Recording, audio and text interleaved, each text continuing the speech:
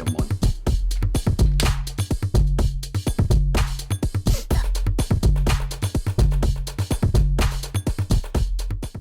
You want to know how to save. First, if you have debt, pay the one with the highest interest first. Hey friends, welcome back to the channel. My name is Wilfred. I'm an investor and an entrepreneur. And on this channel, we explore strategies and tools to help you become financially independent and build wealth. If you want to know how to save your money, the first thing you have to do is differentiate between your savings and your investment. Your savings is what you put aside, while your investment is money you want to multiply. Saving is a lifestyle. Even if it's just $25 a month, what is important is to be constant. If you can't be constant on your own, then systematic savings will be very helpful for you. This is a feature offered by your bank to help you transfer money from your checking account into your savings account. All you have to do is specify when and how much you want to transfer this money into your savings account. If you are thinking about savings, the first thing you have to consider is to have an emergency fund. Ideally, it is recommended to save at least 3 to 6 months worth of money. Trust me, you will need it in case you have an emergency. I know this sounds like a lot, but the bigger, the better. In order to help save money, you have to avoid making common money traps. The first trap you have to avoid is buying a car that's out of your price range. Don't buy expensive and don't buy new vehicles.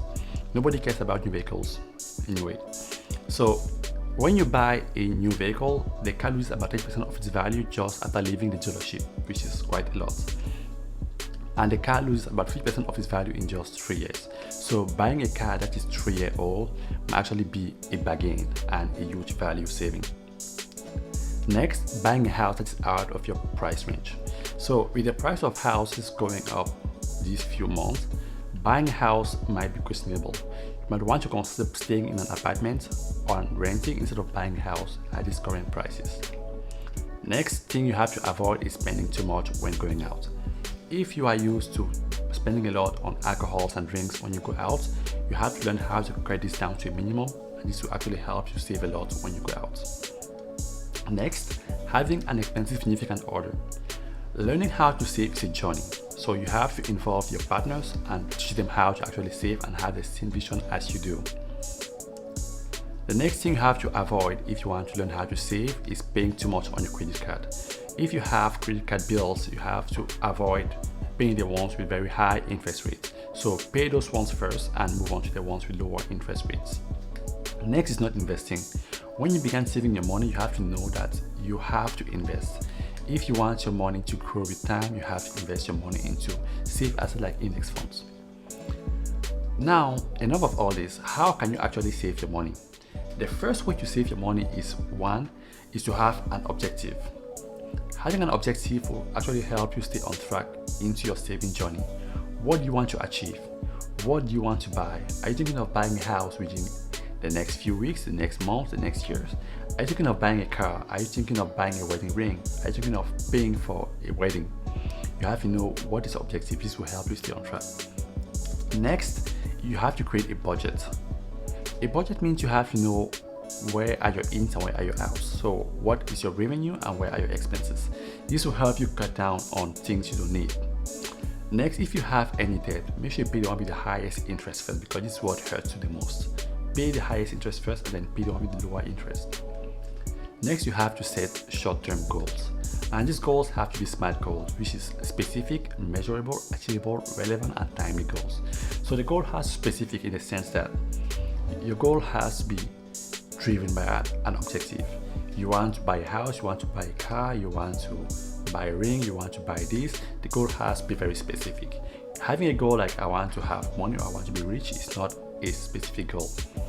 Your goal has to be measurable. Measurable means you have to quantify the goal. How much you want to buy, how big, how small. Do you want to buy a big house? Do you have to buy a big vehicle? Your goal has to be measurable. Next, your goal has to be achievable.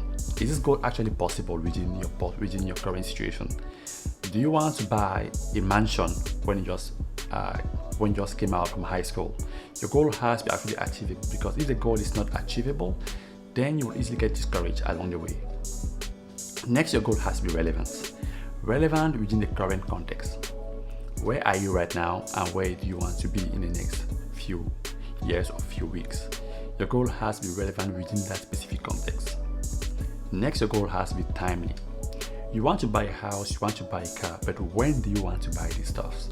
Is it within the current year, within the next month, the next weeks? Your goal has to be timely. This will help you stay on track and actually help you know how much you have to spend per month or per week in order to achieve those goals. Here are some other ways you can save some money. The first way is to eat home-cooked meals. So this is no-brainer. You have to do your groceries and you have to cook at home and eat home meals. This will actually save you a lot of money. Actually, when buying on mini platforms like Uber Eats, Foodora, DoorDash, you actually have to pay lots of fees, including delivery fees, including service fees. So just eating at home will help you avoid paying all these fees and avoid paying for food outside, which is actually more expensive than home cooked meals. Next, you have to freeze your excess food. So let's say you cook a meal at home and you have an excess. Why not save this excess for a different day? So this will actually help you save a lot. Next, you have to learn how to cut your own hair. This might sound actually funny, but learning how to cut your own hair might be a huge money saver. Saving $20 per week or per 2 weeks or per month can actually add up quite easily. So learning these few tricks can actually help you. The next way you can save a lot of money is to plan your trips to save on gas.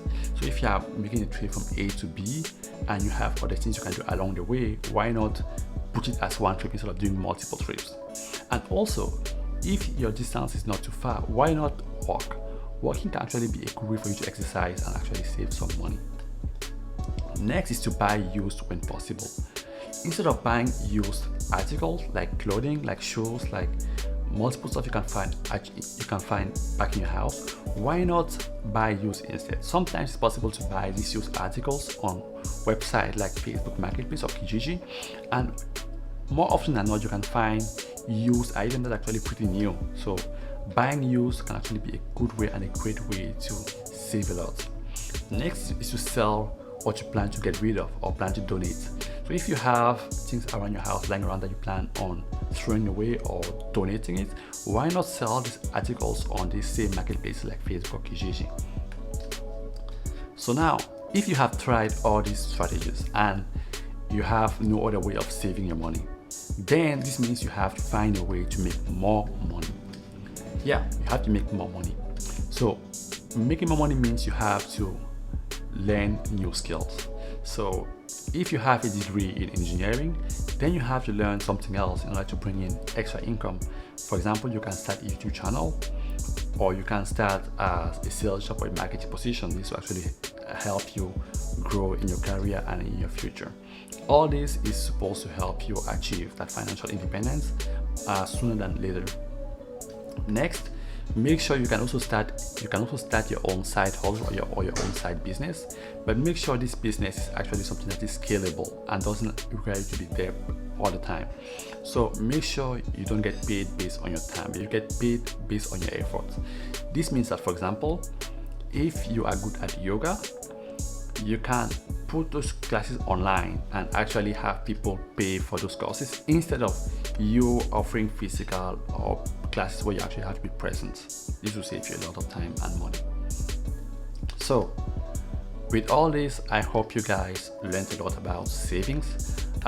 If you liked this video, you found it actually quite insightful, don't forget to give it a thumbs up. And also, if you haven't subscribed yet, click on the red icon down below to subscribe to the channel. Also, you have that bell down below. Click on that to always be notified when I post a new video. Follow me on all the major platforms: Facebook, Instagram, TikTok, Twitter. I'm always available. Thanks again for watching and see you next time.